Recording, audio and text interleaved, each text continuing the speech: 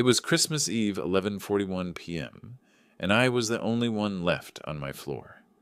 The office was dark except for the blue glow of my two monitors and the weak hum of the space heater under my desk. I should have been at home with my family, wrapping last-minute gifts, or at least falling asleep to some old movie. Instead, I was buried under compliance checks, the kind that can cost the company millions if a single timestamp comes out wrong.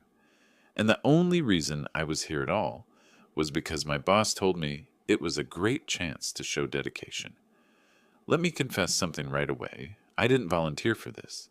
I didn't raise my hand and say, "Pick me. I'll miss Christmas Eve with my family." No. My boss casually dropped the assignment on my desk 2 days before, with that same fake smile she always wears when she's about to ruin your week. She said, "You're so detail-oriented. This is perfect for you. I'll be supervising remotely." But she wasn't remote. She wasn't home. She was still in the building, just 20 floors above me, hosting a champagne party in the executive lounge. I know because I saw her Instagram story light up my phone. Flute in hand, people laughing around her, captioned, "Cheers to another year of wins." Meanwhile, I was staring at a frozen dashboard, warning that a reconciliation job might miss its midnight cutoff. The system required dual authorization. Her token was in a drawer upstairs, and she was too busy popping corks to care. I remember hearing the first echo of her voice through the ceiling vents, distorted by music. She actually called me at one point, her words blurred, laughter in the background. "Just check the wiki, you'll figure it out." And then she hung up. That was it? No support, no presence, no backup plan. I sat there for a long second, hands hovering over the keyboard, realizing how absurd the situation was. My boss was partying with champagne while I was basically guarding the company's entire financial firewall. The weight of it pressed down on me. One mistake, and the renewal with our biggest client could collapse. And I don't know if you've ever worked late on a holiday, but there's a particular kind of silence. It's not peaceful. It's heavy. Every tick of the clock feels like it's measuring your worth. Every email that doesn't get answered reminds you that you're alone. I could feel the building breathing around me, air vents cycling, elevators sleeping, sensors clicking. And then, right at 11:58, the dashboard went blood red. The certificate failed. The process stalled. My stomach sank so fast I thought I'd be sick. I ran down the hall to the secured coal room, swiped my badge, and the heavy door groaned open like it hadn't been touched in months. Inside, the air was metallic and freezing. Pipes rattled above me, condensation dripping on the concrete. My fingers were stiff as I keyed in emergency access. I shouldn't have been doing this alone, but she had the other key, and she wasn't coming down. My phone buzzed again. It was her, FaceTiming from the party. Behind her, people were singing along to Mariah Carey, voices slurred. She tilted the camera, smirked, and said, "Still working? Don't screw it up. Santa's watching." Then she ended the call before I could answer. That was the moment I realized how deep I was in this alone. The clock rolled past midnight. I forced the override, logged every step, and felt the tension in my chest tighten until it burned. At 12:03, the system finally accepted my intervention. I had saved it, barely. The client wouldn't feel a single outage, but the report would show we crossed the window. The penalty could be waived if leadership signed off within 24 hours, which meant tomorrow morning she'd either take credit or blame me. And as I walked back to my desk, soaked in cold sweat and fluorescent light, I thought, this isn't just neglect. This is sabotage disguised as management. If you've ever been left holding the bag while someone else toasted with champagne, you already know how it feels. And if you want to hear exactly how I turned that night into the kind of revenge my boss never saw coming, stick around. Hit subscribe because this one doesn't end the way she thought it would. People always ask me, how did you even end up in that position? Working overtime on Christmas Eve while your boss partied upstairs. The truth is, it didn't start on December 24th. It started months earlier, in the little ways she chipped away at my boundaries until there was nothing left but obedience and exhaustion. She had this habit of blocking off her calendar with events labeled alignment or deep work. Later, I found out those blocks were spa sessions and long lunches with her friends. Meanwhile, my calendar was stuffed with urgent projects that she conveniently delegated right before the weekend. I learned quickly that if she said, "This will only take an hour," it meant 3 days of unpaid overtime. Emails from her came at 11 p.m., often marked urgent. If I didn't respond within minutes, she'd call me into her office the next morning and say, "You need to demonstrate leadership by being available." But when I worked late and asked for feedback, she ignored me. She wasn't looking for a team player. She was looking for someone to absorb the heat while she collected the credit. The performance review in October was the clearest example. I had crushed every metric: deliverables, accuracy, turnaround. But the review summary she submitted to HR, "Not leadership ready, needs to work on presence." She smiled while telling me, "Don't take it personally. You're technically brilliant, but leadership isn't about being in the weeds." The weeds she was talking about were the tasks she shoved onto my desk and claimed were below her pay grade. I started keeping receipts, not because I planned revenge back then, but because I needed a paper trail for my sanity. I saved her emails with timestamps showing she was at external strategy dinners while I was handling system outages alone. I logged the times she promised to cover approvals, but left me hanging until compliance deadlines nearly snapped. And it wasn't just me. The security guard, Jose, used to joke about how often he saw me leaving at 2 a.m. He'd say, "Still here? What, you own the place?" He also told me how often he saw her badge into the executive lounge instead of her office, especially after 9 p.m. The cleaning crew noticed too. One of them, Anna, once whispered, "You're the only one working. Everyone else pretends." But the real pressure point was the client renewal. Our biggest account, worth 7 figures annually, had a contract clause that terrified me the moment I read it. It said that if the company failed to reconcile end-of-quarter data by midnight UTC, penalties would apply. And if negligence or impairment by leadership contributed to the failure, the penalties would triple and leadership bonuses could be voided. It was a nuclear clause, rarely invoked, but real. I flagged it in a meeting weeks before Christmas. She brushed it off. "We've never triggered it. Don't be paranoid." But I couldn't shake the thought that one day the system would falter and she'd be too distracted to care. Around mid-December, I got a text from a client PM. "Are we safe for Jan 1? I heard rumors about system strain." I reassured them, but deep down I knew they were right to worry. The infrastructure was creaking, and the one person with the authority to sign emergency waivers was the same person live streaming champagne towers from the lounge. By the time Christmas Eve rolled around, all those little patterns converged. I was the one left with the keys to the kingdom, but not the authority to use them freely. She had locked me into a paradox: full responsibility, zero power. At 11:50 that night, while the warning lights blinked on my screen, I thought about every weekend I had spent fixing her messes. Every email where she pretended she was escalating when she was actually at brunch. Every time she smiled and told me, "This is good visibility for you." Visibility, that was her favorite word. She didn't mean visibility for me. She meant for herself, standing in front of executives bathed in spotlight, while I worked the controls in the dark.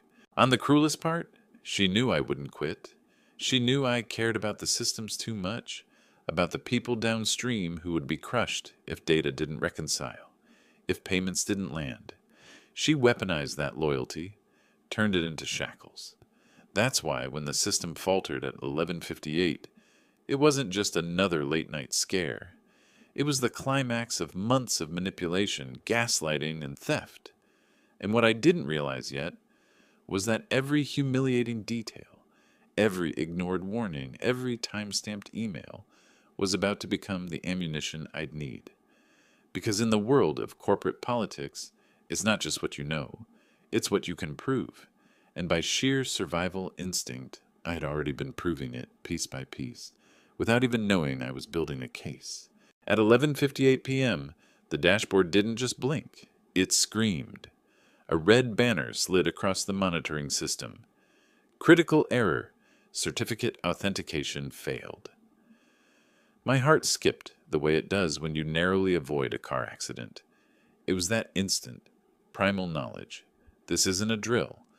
I slammed my chair back and grabbed my badge. The only fix required the dual control token locked in the cold room, and she had the other one upstairs, but she wasn't coming. I knew it, even before I tried calling her again. The call connected, and over the blare of, "All I want for Christmas is you," I heard her voice, thick with champagne. "Oh, relax. It's Christmas, not doomsday." Laughter roared behind her, then she added, "Be scrappy," and the line went dead. I stood there, phone in my hand, watching the seconds tick toward midnight. If this window closed, the company would miss its reconciliation and trigger contractual penalties. Penalties that could cost millions. Penalties that could nuke her precious bonus. But in that moment, none of that mattered. What mattered was the silence of the system, the flashing red bar, and the fact that I was completely alone. I sprinted down the hall, swiping into the cold room. The heavy steel door groaned like it hadn't been used in years. The air inside hit me like a slap, metallic, icy, the kind of cold that sinks into your bones.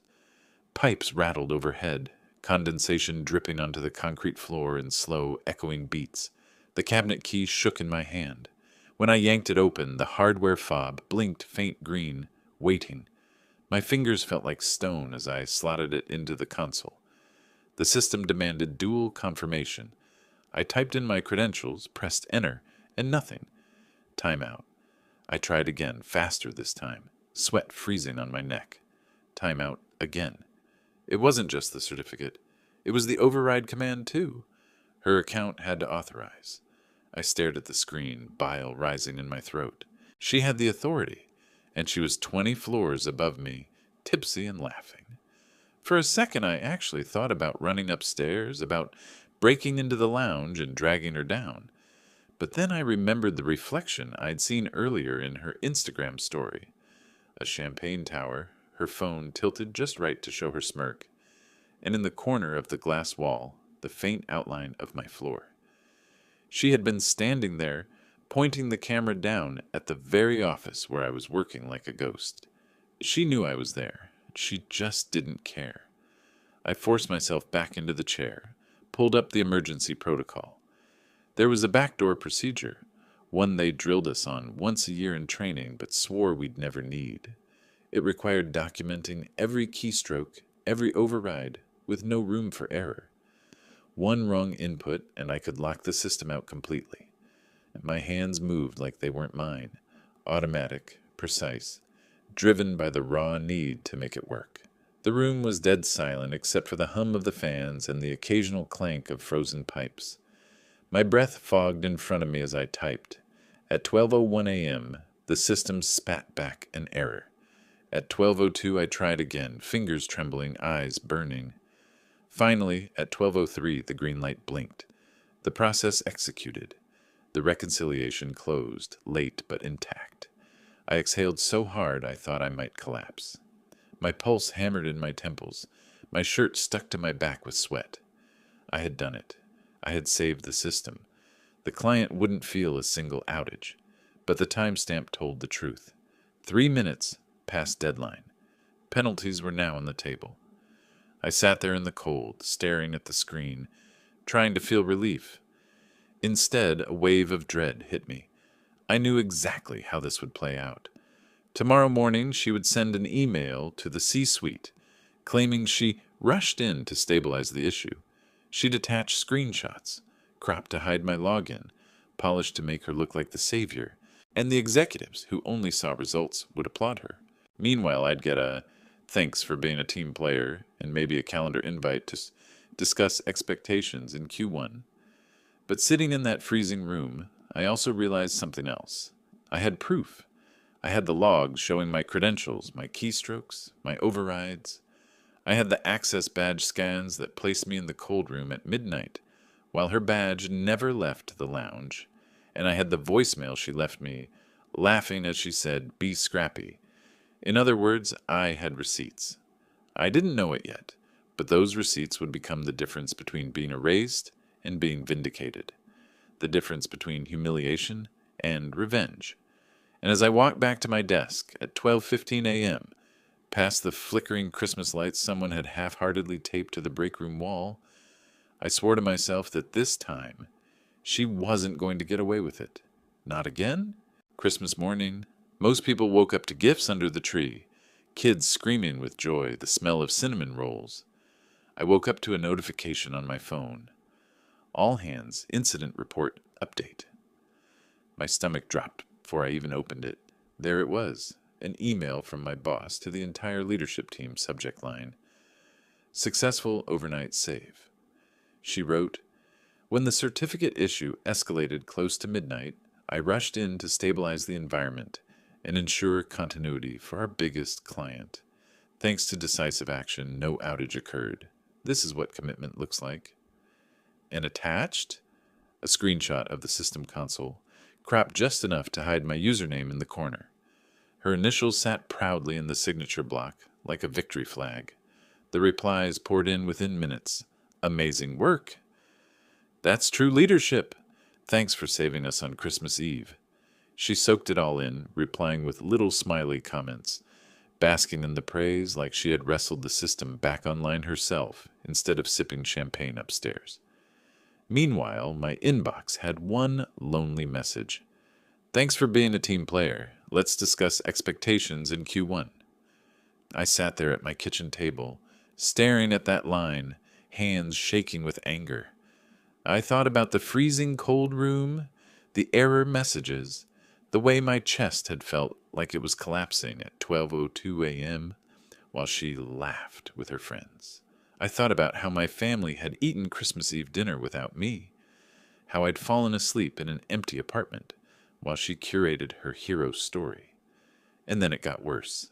At 9:30 a.m., she scheduled a recognition call with the executive team. When I joined the Zoom, she was already there, perfectly made up, hair flawless, not a trace of fatigue. She smiled into the camera and said, "I couldn't bear the thought of our client waking up to bad news, so I rushed downstairs, logged in, and stabilized things." I watched her spin that narrative with the ease of a seasoned con artist. She even mimed the typing, fingers fluttering dramatically in front of the webcam, as if she was reliving her midnight heroics. "And the executives?" They nodded. They thanked her. One even said, "That's why you're in leadership, dedication." When it was my turn to speak, I opened my mouth, but she cut me off with, "And of course, my name was online too, keeping me updated. Great support role." Support role, as if I had been her assistant, fetching coffee while she saved the day. That was the insult that broke something inside me. It wasn't just credit theft anymore, it was erasure. It was her reshaping reality in real time while I sat there muted, watching her repaint my work as her triumph. But what she didn't know was that every lie she told left fingerprints, because when she attached that screenshot to her email, she didn't notice the reflection in the glass panel behind her champagne tower.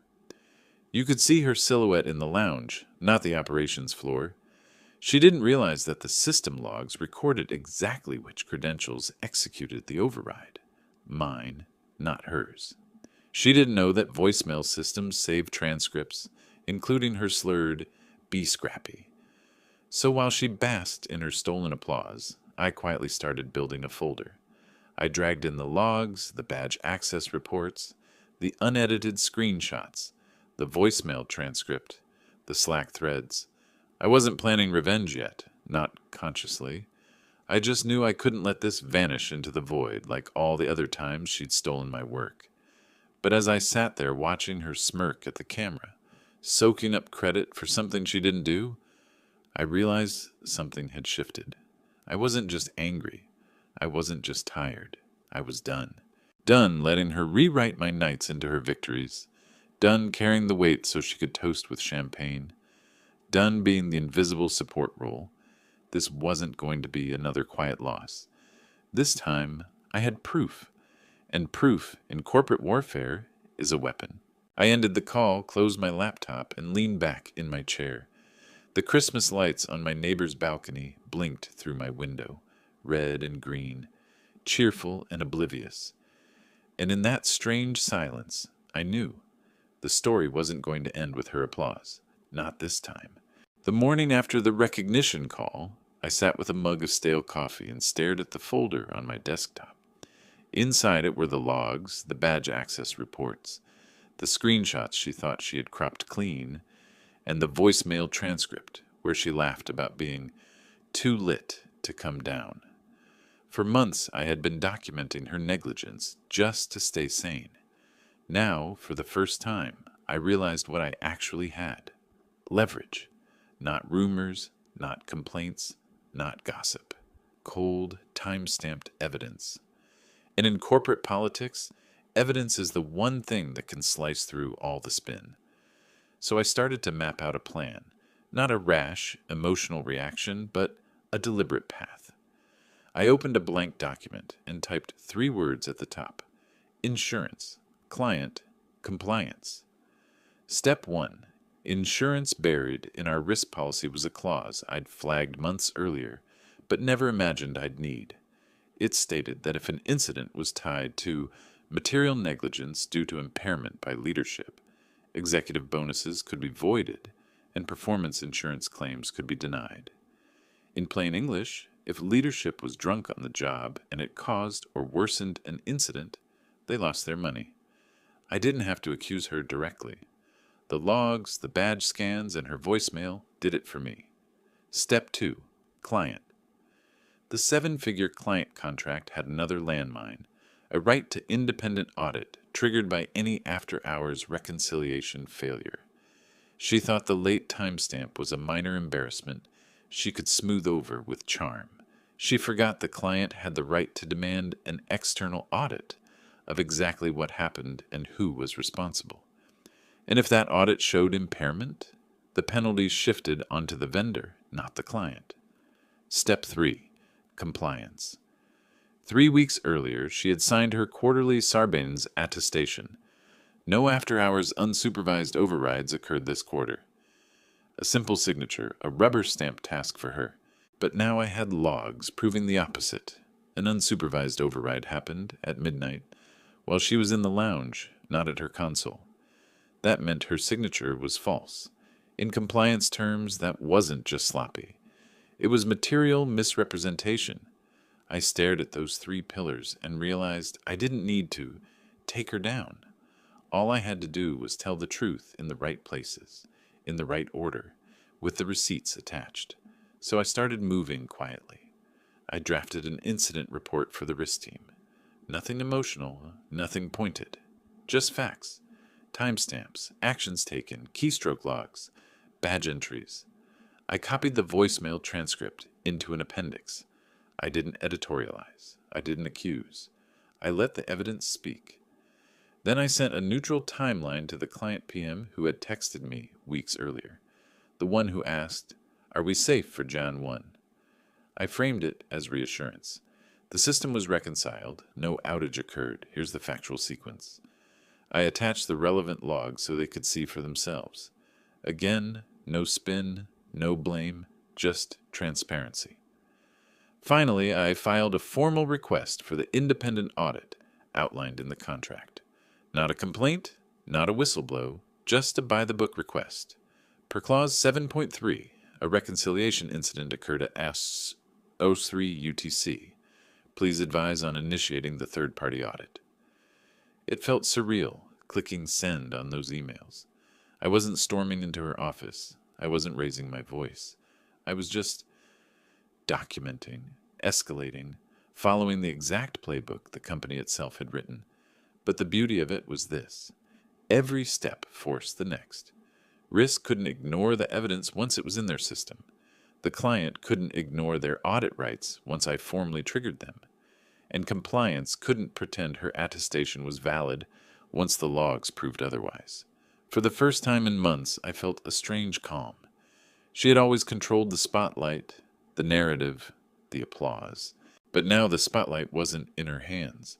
It was in the logs, the contracts, the policies she had signed without reading. And as I sat back in my chair, watching the little sent icons turn solid, I realized something. Revenge didn't have to be loud. It didn't have to be theatrical. It could be quiet, methodical, lawful. She thought she had turned me into her invisible assistant. What she didn't know was that invisibility cuts both ways. You can overlook someone for so long that you forget they're the one who sees everything. And I had seen enough. On December 27th, the office was barely awake from the holidays when the auditors arrived.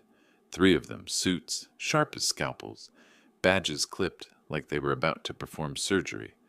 They didn't waste time with small talk. They asked for logs, for badge access records, for the compliance attestations signed earlier in the quarter. I kept my head down and played my role. I wasn't the whistleblower. I wasn't the accuser. I was just the one who happened to be on shift and documented everything carefully. When they asked questions, I answered with timestamps and file paths. No adjectives, no anger, just data. The first domino fell almost instantly. Security pulled the badge logs. At 10:12 p.m. on Christmas Eve, my boss had badged into the executive lounge, not the operations floor. The lounge doors never opened again until after 1 a.m. Meanwhile, my badge showed entry into the cold room at 11:58, exit at 12:15. 2 lines of data, 2 stories that didn't match. The second domino came from forensics. The failed override attempt at 11:59 p.m. wasn't mine. It had been executed from her executive account, but the IP address traced back to the Wi-Fi in the lounge. The log showed multiple failed attempts, typed sloppily, before my override finally stabilized the system. The auditors asked her to explain. I watched her smile in that same polished way, brushing hair from her shoulder. She said, "Yes, I was in the lounge when I got the alert, but I immediately rushed down and fixed it myself." They didn't argue. They just asked her to show her access logs. That's when the silence hit. She realized the logs didn't place her anywhere near the cold room. Her polished smile cracked just a little. Domino 3 was the voicemail.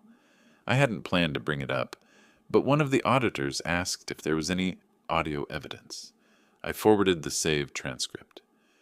"Be scrappy," she had said, laughter bubbling behind her voice. The auditor read it aloud in the sterile conference room. Nobody laughed. Domino 4 was the cropped screenshot. She had sent it to the entire leadership team, claiming it as proof of her heroics. But the auditors requested the unedited system logs and found the original session ID, mine.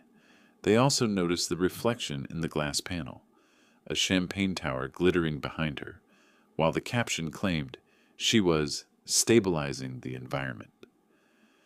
By the afternoon, the CFO was in the room. He wasn't smiling. He flipped through the evidence like a deck of cards, each one heavier than the last. Impairment clause, triggered, insurance liability, in jeopardy, compliance attestation, false. She tried one last move.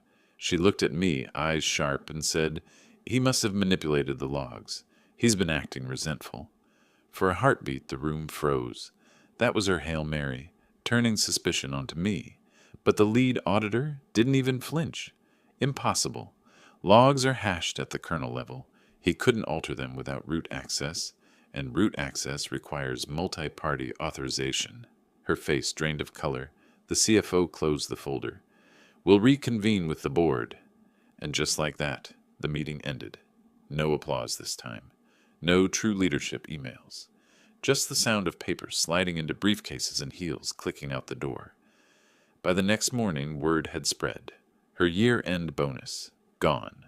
Her pending stock grant, canceled. The board quietly announced that promotions within her org would be paused pending leadership recalibration. The polite language of corporate execution? For the first time since I joined the company, she didn't strut down the hall. She kept her office doors shut, blinds drawn, phone silent. And me? I didn't gloat. I didn't celebrate. I just sat at my desk, finishing the reconciliation reports like any other week. But every time I saw her reflection in the glass wall of her office, I remembered how she had cropped mine out of hers. Now it was her turn to live cropped out. By the time the year crept toward its end, the fallout was undeniable. Executives who once lined up to praise her started keeping their distance. Her once busy calendar, strategy sessions, leadership dinners, board previews, was suddenly barren. Meetings got canceled. Invitations evaporated. In the sterile language of corporate exile, she had become non-essential. But the real blow didn't come from inside the company. It came from outside, from the client. Remember the contract clause I'd flagged months earlier? The one that gave them the right to demand an independent audit after any reconciliation miss? Well, the audit results were delivered straight to their leadership. Clean, clinical, merciless. Every timestamp, every badge scan, every failed override attempt from a lounge Wi-Fi IP. They didn't care about her charisma or her spin. They cared about facts. And then came the email that detonated in our executive Slack, like a grenade. The client wrote, "We are exercising our right to designate account leadership moving forward. Effective immediately, we request my name be assigned as primary liaison. Failure to accommodate will trigger an RFP. Translation, give them me or lose them entirely." I watched the panic ripple through the channels. Losing that client would crater Q1 revenue projections. There were emojis, frantic threads, calls at midnight, but in the end, it wasn't a choice. They had to give the client what they wanted. Suddenly, the same executives who had ignored me were calling me into urgent alignment sessions. They slid a retention package across the table. Bonus, promotion, leadership title. It was supposed to be flattering, but after months of being erased, it felt like hush money. I didn't say yes, not immediately. Instead, I listened. I asked questions, and quietly I explored. Because while all this was happening, another door had opened. A rival firm, one that had been circling the account for years, reached out. Not illegally, not through me. The client had whispered, "We want you, no matter where you are." And the rival firm heard it loud and clear. They offered me a role where the client relationship was built on choice, not politics, where the client could elect their liaison every year. I weighed it carefully. Staying meant more late nights, more battles with executives who only valued me when their backs were against the wall. Leaving meant freedom, and taking the account with me, not because I stole it, but because the client exercised their right to follow. In the end, the decision was obvious. I signed the rival firm's offer in early January. When I resigned, my boss didn't even try to stop me. She couldn't. She knew that pushing back would only draw more attention to the evidence she wanted buried. But the universe wasn't done with her yet. 2 weeks later, while I was onboarding at my new company, word trickled back. She had been temporarily reassigned. The title was stripped, the team dissolved, and she was quietly placed in charge of night shift compliance reviews. Translation: babysitting dashboards at midnight, alone, on holidays, exactly the job she once mocked me for doing. There was a kind of poetic justice in that. The same cold rooms, the same blinking red warnings, the same silence I had endured, except now she had no one to call, no one to crop out of screenshots, no one to carry the weight while she toasted champagne. I didn't celebrate. I didn't need to. Karma had taken care of it more elegantly than I ever could have scripted. And as for me, I stepped into my new role with calm certainty. The client followed, not because of a contract, but because of trust. Because when the lights blinked red and the system gasped, I was the one who showed up. Not for applause, not for credit, but because it mattered. That was what they remembered. New Year's Eve arrived quietly. No roaring parties, no champagne towers, no executives clinking glasses. Just me, sitting in a corner cafe as snow dusted the sidewalks, signing my new contract with steady hands. The document wasn't flashy. No embossed seals, no dramatic signatures. Just ink on paper, clean and final. But to me, it felt like freedom pressed into the page. For the first time in years, I wasn't tied to her whims, her gaslighting, her endless appetite for credit. I wasn't invisible anymore. Afterward, I walked home through the cold, the city alive with countdown energy. Couples rushed past carrying bottles. Teenagers shouted down empty streets. Fireworks already popped in the distance. I wasn't headed to a party. I didn't need one.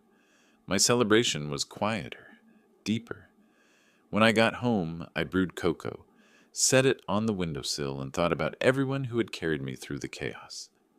Jose, the security guard, who noticed when nobody else did. Anna from the cleaning crew, who whispered truths others ignored.